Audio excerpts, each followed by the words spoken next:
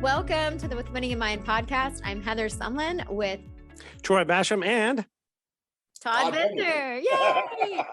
We have such an incredible guest today. Of course, we get to see him a couple times a year because he comes and hangs out with us and works with Dad on the Bender Bassham seminar, which is amazing. But we don't usually get to chat with him just one-on-one. Dad's usually there. So now we get to kind of pick Todd's brain. I'm excited about it. yeah. So why don't you explain to people who don't know who Todd is, his background? Oh my goodness. Todd, what have you not won? You've won everything in Skeet, right? Yeah, it'd be safe to say. Yeah. Be safe to say. Our world champion, world records, arguably the best skeet shooter maybe to ever walk the planet. Can I say that? You could say that. That's amazing. And then you're also a mental management certified coach. And so you teach our system and you teach technical too. Yes. So Yes. I'm excited because he's a world-class coach. He's a world-class human. Excited to get to know more about what makes Todd Todd. Yeah. So let's start with the beginning. A lot of people probably have no idea. Okay, Skeet, that's with the shotgun. That's about all I know. So walk us through how you stumbled upon Skeet. Did you compete in other sports growing up, and walk us through now this illustrious career? So I grew up in California, and my dad's company actually had a league, Skeet and Trap. And they shot Skeet for 6 weeks, they shot Trap for 6 weeks, and just alternated back and forth. And I was 11 at the time. And my dad kind of was one of these guys who did everything, right? He scuba dived, flew airplanes, water skied. We did different things every week. But I started shooting this company trap league with him. And I was just kind of hooked. And I hated trap. I couldn't stand it. But I couldn't, every 6 weeks, Skeet would come around. And I loved it. It was great. I was 11 years old. And that's kind of how I got the hook. And so I shot for, I guess it was 6 years in California. And I became the top junior in the country. Graduated high school and went to Trinity University in San Antonio, Texas on scholarship to shoot. Where I got to work under Colonel Hansel, which is arguably the best technical coach at the time. And so I flourished there in 4 years, graduated college, and that was in 1982. And here I am 40 years later talking to you guys. Wow. So once you finished college, where did you go from there? Kind of where I am now. You shot international Skeet, didn't you? I did. Well so when I was in college, I shot international. I was on the U.S. team for 2 years. That's because my college was paying for it, and that's not a lot of support. So I got out of college. I really wasn't interested in chasing the Olympic dream. I wasn't a fan of international skeet. But I knew I could shoot American skeet where we shot for money. And if you'd have told me in 1982, I'd be where I am now talking to you guys, I'd say you were crazy. I mean, that can't happen. So I got out of school and I just started shooting. I started coaching a little bit. I had to make some money, and here I am. So again, I've been very fortunate and very lucky in my career for some of the things I've done and things that happened to me. But if you'd have told me that was going to happen, I'd have said you were crazy. So just been what did you think at that point? At that point in your life, what did you think you would be doing for a living? I didn't have a clue. So I was a business major, and I minored in accounting, and I took just enough accounting to know that I didn't want to do that for the rest of my life. So I really didn't have a direction, except I like shooting skeet. And that's probably why I started coaching, because I knew that was going to give me a way to continue doing what I love doing. So, and again, here I am, maybe one of the better coaches on the planet, having traveled the planet, doing what I'm doing. And that's not what I set out to do. I was just trying to prolong my skeet shooting. Love it. So not on purpose, but you followed your passion. Absolutely. Yeah, and that, people ask me today, you talk to kids and what you do, and you follow what you're passionate about. Because if you have passion for what you're doing, you'll go the extra mile that the average guy won't go. And that's what's going to make you great or very successful at something, if you have passion to do it. If you don't like what you're doing, you're not going to put the time in, you're not going to be good at it. But if you truly have passion for it, which I did, I had complete passion. I was consumed by it. Then you're going to be okay. There you go. I'm going to add that when I revise attainment. You're Because gonna that's the quote first Todd? chapter is about passion. I like what you said about you'll go the extra mile if you're passionate about it. Absolutely. I And think not that's even think about it. excellent point. Well, that's why the top 5% are passionate. I think they're willing to go that extra mile because it doesn't feel like work. It's what you want to do anyway. So you're going to push. You're going to keep going. When I work with your dad, I sometimes I talk about this, but of course I teach middle management my own. I do my own 2-day course, and when we talk about the top 5% and what separates them, one of it is passion. And this is a true story that I tell. When I was a kid, and I'm talking about back in the 1960s. You guys wouldn't remember; you're too young. But there was a show called The Merv Griffin Show, and it's kind of a talk show. Had guests come in, and one day I watched this. One day, Earl Woods was a guest on The Merv Griffin Show, and Earl Woods was a guest because he had this golfing phenom, this 5-year-old named Tiger. And so Merv Griffin had him on the show and asked him questions. And one of the things Merv Griffin asked Earl Woods was, how do you get Tiger to hit balls all day? And Earl Woods said, get him to hit balls all day. We can't get him to stop. Yep. It's like, hey, Tiger, time for dinner. Come in. One more ball, Dad. Hey, Tiger, it's getting dark outside. You need to come in. One more ball, Dad. And that's my best definition of passion for the process. That it's not that you work hard on everybody else. You don't even think about doing the work because it's what you do. It's what you like to do. Yeah, that's a good point. It's what you like to do, so you just do it and keep going. Yeah. Okay, I got to ask you this because get clarity on something. So you knew of Lanny before you actually met him and worked with him. Is that correct? That's correct. So when I was on the U.S. team, when I was shooting international skeet, that was 1979, 1981. The U.S. team actually sent us to Colorado Springs in 1979, and your dad gave the U.S. shooting team like a 1 or 2 day course. Really? And probably back when he was just getting started out. So I knew of Lanny because of rifle shooting, and that's where I first met him at Colorado Springs in '79.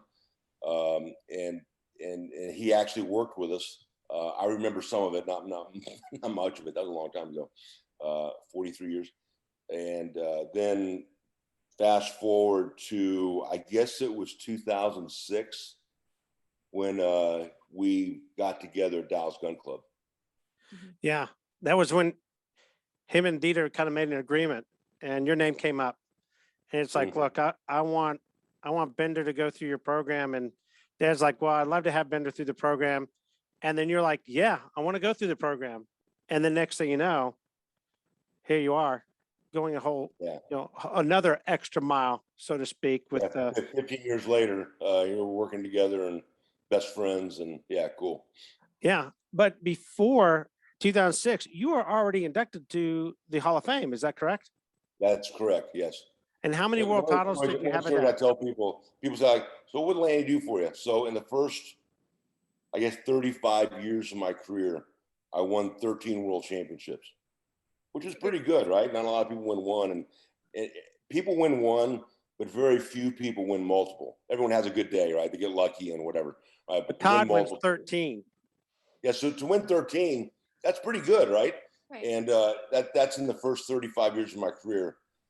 Then I meet Lanny, and I've been with him for the last 14, 15 years.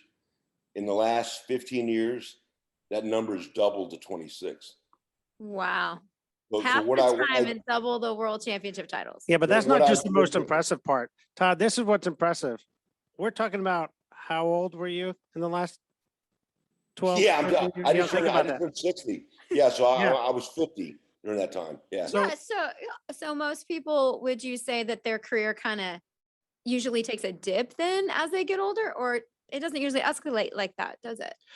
It'd be interesting to get Todd's view. My perspective on sports today is sports as a whole is becoming more and more a young person's game. Absolutely. It's- It's it's- always been, but sure. It used to be if you're in your 40s, you got experience. And if you're going against a person in their 20s, they got youth.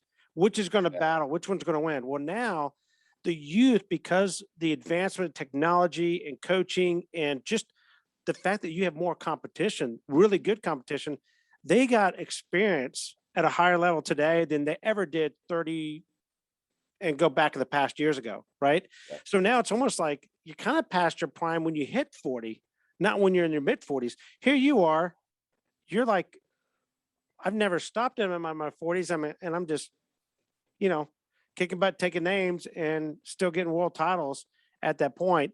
So would you say having that, and I guess a lot of the stuff, obviously, that you worked with Lanny on, you probably confirmed, yeah, I was doing a lot of this earlier on. Maybe I just didn't know it or have it as defined. How would you break that down? Well, you actually brought up two things. It's funny because when Lanny first came to me, again, it was, I guess it was 06, 05 or 06. My performances were actually starting to tail off a little bit because I was getting older, right? I was in my 40s and I was actually starting to believe it. I was buying into it. Well, I'm getting old and this should be happening and it's okay. And that was making it more likely that those performances were going to continue to happen. So I was already tailing off a little bit, still shooting better than everybody else, but I know I wasn't doing what I was doing 15 years prior, right? So when I came to Lanny, I had a self-image problem, and I was my own worst enemy, and he kind of solved that for me. But when I first, the first 10 minutes in his office, the first day we started working together, he looked at me and said, "Let me tell you something." He said, "You already do 80% of this stuff." He said, "There's no way you could have done what you've done in your sport for the last 30 years without doing 80% of this." What he gave me was the other 20%, was the structure and the definition. So, before Lanny, I had this black box. It was my mental game, and I'd load up on this end, and it would come out right the other end. But I didn't know what was going on in here. Well, he taught me what was going on here. So now, because I had structure and definition, he gave me the other 20%. That made it a lot more reproducible. I understood it. I could control it better. It was reproducible, and then my scores just right. So I met him in 06. So in our sport, at the World Championships, we shoot 550 targets, 104-10, 128, 120, and 250 12 gauge. And so the kind of the top of the pyramid in our sport is to break 550. And there's been probably 15 or 20 guys in the history of the sport that have broken 550. And I did it once in 91 before I met your dad. Anyway, I met him in 06. No one has ever broken back-to-back 550s. I've done it 3 years in a row. So 07, 08, and 09, I broke 550, 550, 550. Never been done. No one ever done it back-to-back. I did 3 times in a row. That's all because your dad. And here I was even actually on a little bit of a decline in my shooting, but then I met him and got a hold of this program, and knowing how not to be an idiot to myself and harm my own performances, and everything just went like that. So yeah, does that answer your question? Yeah. We were actually there a couple of those years. Got to watch you. Exactly. So that was a lot of fun. Yeah, we were there definitely the third year. I remember that. And one thing that you've always been really good at is once you get on the skeet field, it's like you change. It's almost like what's that movie with Sylvester Stallone, arm wrestling? Who was an arm wrestler, truck over the top, and how he changes his hat and he turns into like a different person. That reminds me of Todd when he goes on the skeet field. It's like he's a whole different, like all business on the skeet field. But when he leaves the skeet field, it's like you could talk about anything else in the world but skeet. Yeah. You're really good about separating the two. Is that fair? That's very fair. Yeah. I do. I am a different person on a ski field, and it's funny because I have a lot of students because of my teaching, and students will know me because of the coach on the field. Just, hey, I'm just having a good time. Everything's great. But they'll walk up to me at a tournament and yeah, I'm a different guy. I'm not the same fun loving, happy guy. I'm like, get away from me. Because I'm there for one thing. Yeah. The Terminator shows up. Yeah. I like that. No, seeing that in person is what's really incredible, because you hear people talk about, oh, well, you're there, one shot at a time, right? But what does that mean?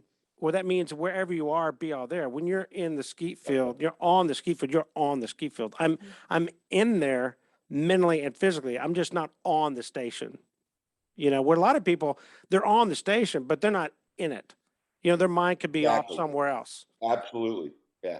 So, and just witnessing it, and you could see it with other shooters at other squads. You could definitely tell the difference. So how impressive is it in your experience when you divide the two U's, one before 2006, after 2006? Do you divide the two, or do you think one is just an evolution of the other? I would say the whole from 1971 when I started to this day right here, it's all just been a journey and a learning process. So it's really hard to segment, and I could segment my career, and obviously meeting Lanny was a huge thing. But given the question you gave me, I think it's just one process, and I just kept learning and learning and getting better and learning from mistakes and hopefully getting better. That's what I would say to that. So you started coaching right out of college, pretty much. Yes. Yeah. Trying to make a buck. And then how has we know how your shooting has changed over the years. What about coaching? So I was, again, very fortunate to have come from Trinity University, where we had the best technical coach there was. And probably I still teach 90% of what he taught me at Trinity today. Those skills and mechanics still apply. So I'm still teaching them. Of course, then I met Lanny. Lanny made me, and we use 06 as the date, right? Lanny made me a better shooter. He made me 10 times a better coach. Because now I understand communication a lot better. I understand what I'm saying and how that affects my student. And I understand what my student's thinking and where he's at in his little own world. And here I am intruding, trying to change things. So I'm much more aware of that, and that's made me better. So the coaching, like the shooting, has been a kind of a growth process. And of course, mental management has had a huge impact on that. And I think overall, the reason my coaching is at the level it is now is just from experience. And I think that's probably the biggest thing for any coach. People say, hey, how do you get to be a good coach? You get out there and do it. I've seen so many scenarios. I've seen so many people do so many things over so many years that's how I've gotten good. That you can't walk into a ski field and show me something I've never seen before. You can't do it. Mm-hmm. So a guy walks on the field, he starts to make a mistake, and I in 5 minutes I can fix it, because I've never seen it. I've never seen anything I don't deal with.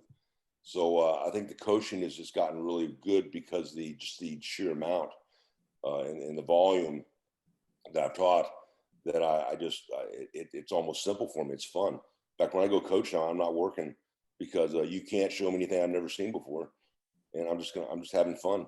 Yeah, what's a typical week look like for you when you're out there coaching?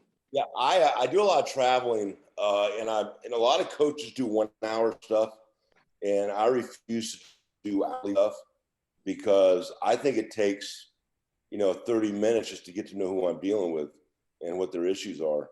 And then I've got to watch them shoot, and I've got to kind of analyze what's going on. And then we need a couple of hours just to get them doing what I want them to do. So I don't do it.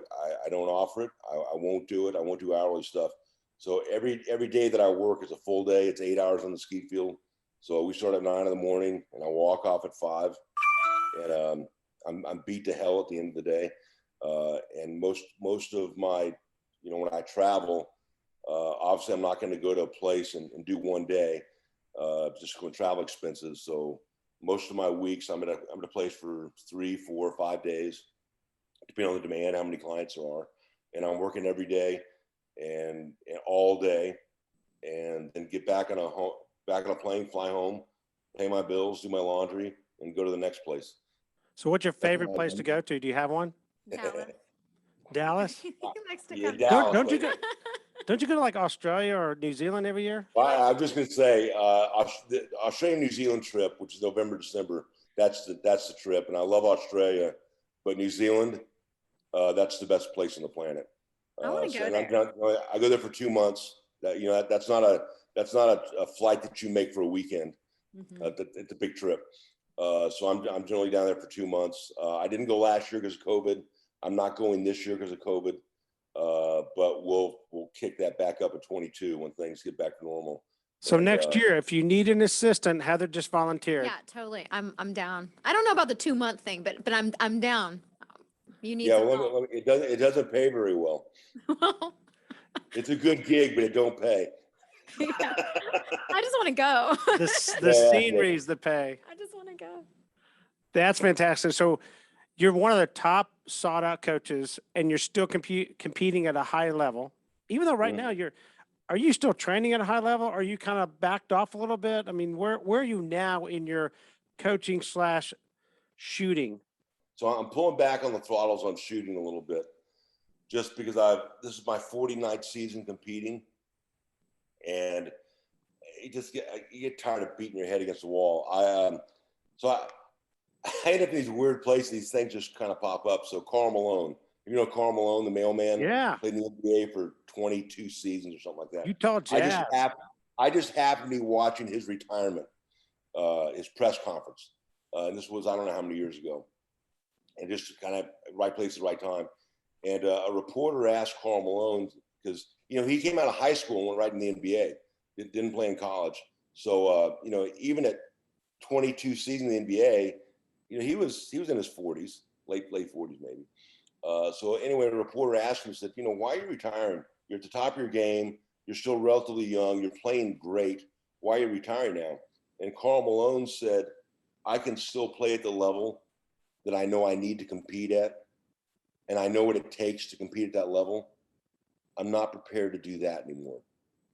And that makes a lot of sense to me. So I'm still competing at a pretty high level, but I know what it takes to dominate the sport, and I'm not prepared to do that anymore. I just don't care. So I'm still shooting because I love shooting. I'll never quit coaching. I still train. In fact, I love training more than anything.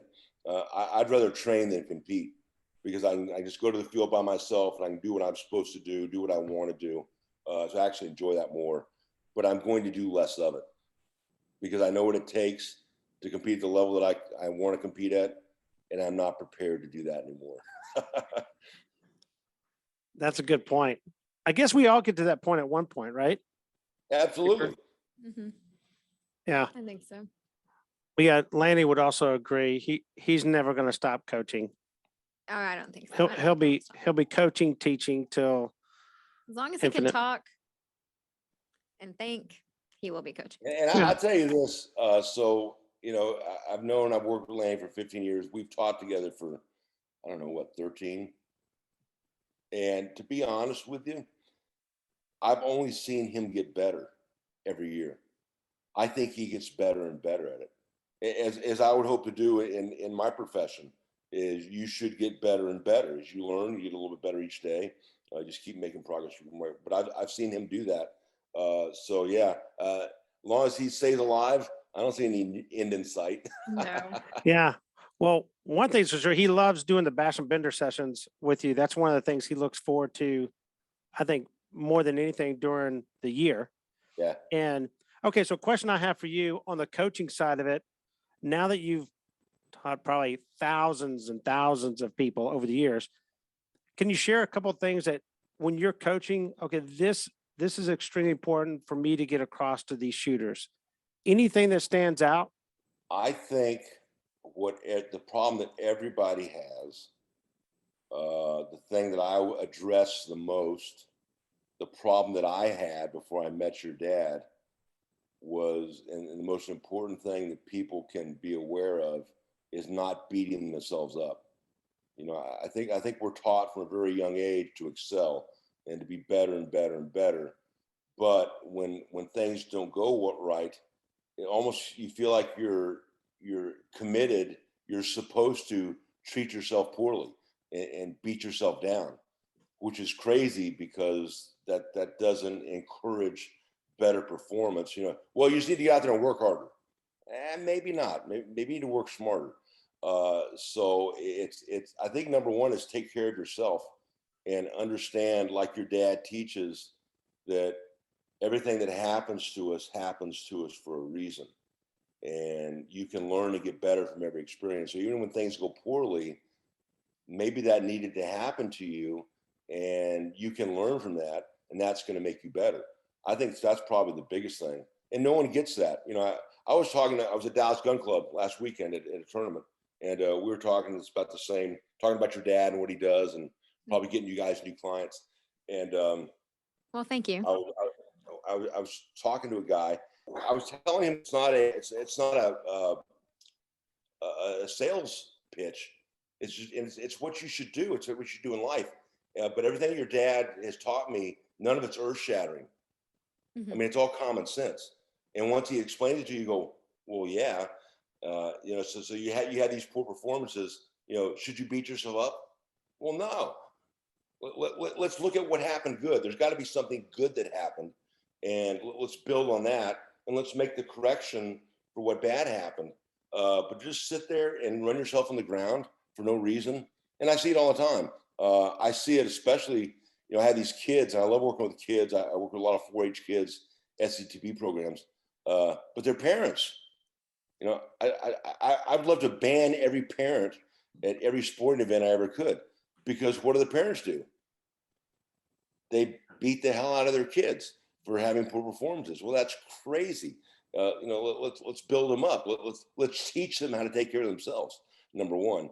So that's the biggest thing. I mean, I see a lot of stuff happen on a field mentally. People make mistakes, but the biggest one is again, stealing terms from your dad, not responding correctly to what just happened to you. Mm-hmm. Yeah, too many people react, don't they? Yeah. Life's not what happens to you, because bad crap is going to happen to us. Life's how you respond to it. And I think people in sport so often respond incorrectly to what happened. And get they can emotional. actually you can take a negative event and actually turn into a positive. Absolutely. But most people don't. Most people take a negative event and make it worse.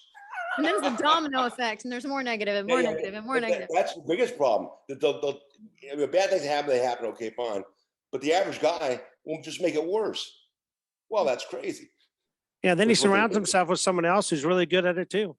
Oh, and then they talk about it. Yeah, and then they bring a third guy in, a fourth guy, and they next you call know it's a pity someone party. in on speaker and tell him about it.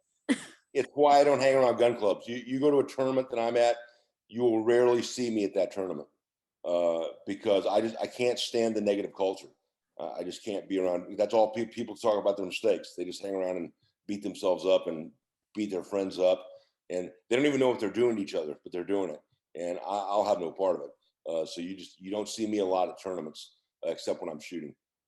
So do you have a famous Lanny quote or mental management quote that you like more than the others? I mean, this one is really, really good that you're hitting on. But is it like a favorite Lannyism? Is that even a word, Lannyism? Yes, it is. Bashamism, yeah. I got to tell you, I think I just gave it to you. Mm-hmm. Yeah, because that's a good one. Responding. It's how you respond to what happened to you. You know, that good things and bad things are going to happen to us. It's going to happen. That's life. But it's how you respond to it. And that's brilliant. It's gold. I mean, of the whole program. And, you know, we could talk for the next 4 hours about smart stuff your dad says. But I think that might be the biggest one. It's So just can we learn how to respond correctly to what's happened to you. so can we dive in and get a little personal then? Because I think this is an amazing story. If you don't want to share it, you don't have to, but you had a serious accident not too long ago that could have 5 years. ended your career, right? Well, actually, it could have ended your life, but it didn't. And it could have ended your career. And here you are shooting still at a high level after going through this major incident. Is that something you'd be okay sharing with us and how you Yeah, overcame absolutely. that? Yeah. And I was teaching in New York, and I was driving back to the airport early in the morning. I don't remember what happened. Anyway, the cops say the car swerved. But anyway, I was on the LIE going to LaGuardia, and the car spun and it hit the concrete median. And they say it was a Dale Earnhardt kind of thing, hitting that median. Well, I fractured my C2 vertebrae. Wow. Which they say 95% of C2 fractures, dead or paralyzed. So anyway, here I am, weird, right? So then you guys came and saw me not long after that. I had surgery. The biggest impact, I still have double vision, which is a problem for a shooter. But also my neck is not as flexible as it used to be. So about 3 years, I couldn't mount the gun the way that I used to.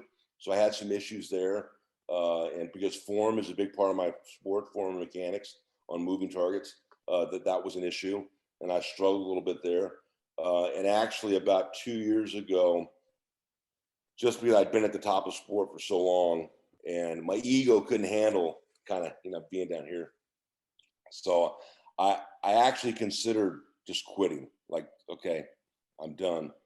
And that was in 2019. So in August of 2019, I was like, okay, I'm tired of this. This is not fun. I need to pull the plug. And 2 months later, I won the world shoot. I won the world championships. I won the overall. So that screwed me because it got me for 4 or 5 years. So, but the flexibility is coming back, and that's when it started. And I'm much better off now than I was even in 2019. Probably why I'm having a great year now, because I can mount the gun, I get my head down the way I'm supposed to. So the physical part's coming back, and obviously, excuse me, having a bit of control and a handle on the mental part of the game hasn't hurt. Going through stuff like that. yeah. So basically, when you're at the point of giving up, just wait 2 months. Yeah. Bam! Not That so worked. fast, That Todd. worked for me. Yeah. We Or want you. maybe Yeah, maybe the I'd have been shooting much gods better are off. looking upon you, say we need you around to compete some more, huh? But you're still No, going to because compete, right? I would look at it a different way. What I should have done is pulled the plug right when I wanted to. Because now I'd be on a beach somewhere with my feet up, laughing and having fun. No, I'm still doing this crap. Yeah, but we love the world titles coming. That's the fun. Hey, Yeah, I'm how okay do you with that define too. how do you define win? How do you find fun? Winning. Oh, Yeah, I'm big on that. I have a question. Yeah, absolutely. When you've won everything, what is the pull to come back and continue to go for it? It's why I enjoy training more than competing now, because I know that the performance is in here, and I know it's there, so my goal now is to draw it out. I want to go out there and do it right every time, and just execute the way I'm supposed to. So that's where I find my joy, and I don't have to win another event. Like I said, now I'm pulling back on the throttle a little bit this year. I'm having one of my greatest years ever. I'm shooting great because I don't care anymore. I'm not focused on outcome, but now I'm focused just on the execution, and that's where I get my joy. So I could win another 20 world titles, and it wouldn't matter, because what am I trying to do? I'm trying to just execute. I'm trying to just do it the way it's supposed to be done. That's what's giving my joy. So yeah, I don't see ever. That's even frightening. I don't ever see quitting, because as long as I can execute and make myself happy, that's all I want to do now. Win, lose, I don't care. I want to execute. I want to do it right. So when we finish up here, okay, question. I'm pretty sure all of our diehard clay shooting people who watch our podcast are probably want to know. I'm sure all the skeet shooters know this, but maybe not everyone else. What gun do you shoot? Krieghoff. Krieghoff. Yeah, Dad loves Krieghoff. It's been his favorite shotgun forever. He would. I've been with Krieghoff for 37 years. And Krieghoff is now obviously from Germany, tremendous gun, a tremendous company. But Dieter Krieghoff, who's I believe the grandson, maybe the great grandson of who started the company, Dieter looks at Krieghoff like it's a family. And when you shoot a Krieghoff, you're part of the Krieghoff family. And that's how they take care of their shooters. So not only is it an amazing product, but it's an amazing company run by good people. And I can't say enough good things about Krieghoff. They've been amazing to me. I'm good friends with Dieter Krieghoff. I'm good friends because they're a family. I'm good friends with everybody up in Ottsville where they're at. And we just take care of each other. So I've been with them for a long time and we'll be with them forever. I have a question. What Yes. is your favorite mental management product?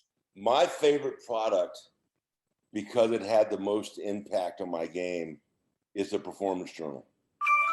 I love it. performance analysis. Yeah. Wow. Yeah. Didn't Kevin Mather said that too? Like he was all about the performance analysis. Yeah, we Yeah. didn't set them up for this so either. So did Hannah when we interviewed her. Yeah, it's a powerful Yeah. tool, isn't it? Oh my God. And of course, when I first met your dad, I had a self-image issue. I was starting to believe the poor performance. Like, well, I'm getting old, and things are telling me, okay, I'm split, and I was beating myself up. And performance analysis, the Performance Journal, is one of the biggest tools in building self-image, right? And so when Lanny looked at me and said, "So, do you keep a Performance Journal?" I'm like, what am I, a 15-year-old girl? I'm not keeping a diary. Get away from me. I'm not doing that. And right now, when I'm done training, when I'm done shooting a tournament, I can't wait to start writing in it. So it's part of my routine. It's part of what I do. I know how powerful it is. So that's the best product, period. And that has had not only is the best product, it's the best product because it's had the most impact on my game. As far as getting me back and what I've done in the last 15 years, it's all because of that. Yeah, just to share something with you, you probably don't know. Your training, how you train mental management CD for Skeet. I have a golfer who absolutely loves it. He's bought everything we have in product. He's bought all the pageant CDs that Heather's done. Everything we've had, he's bought. He said, "Troy, I have to tell you that one with that Bender guy, it's like my favorite." He goes, "It is awesome. You got to tell him to do more." So, and what's funny, he has no idea how busy you are either. So, I mean, are you still writing articles and stuff too? I'm not doing as much. I'm pulling back on the throttle a little bit. So because I've been writing for 25 years, well, there's only so much stuff to write about. So I'm still doing some of it. I'm backing off a little bit, but yeah, still. Your dad has been after me for years to write a book, and I probably have it 70% done, but I'm not motivated to finish it because I just don't care. That's right. He'll remotivate you when you see him. Yeah. Yeah, that would get into another long thing. So I'm a perfectionist, and the problem with it's why I'm really good at my sport. But the problem with being a perfectionist is nothing ever gets done. It's not perfect. So that's kind of my book. And I've not had time either. I'm so busy. So I'm still writing, still working on my book. So progress, not perfection, Todd, right? Yeah, exactly. Yeah. So speaking of time, thank you for spending time with us this morning. And Heather, do you have any last minute questions? Are you ready to close out?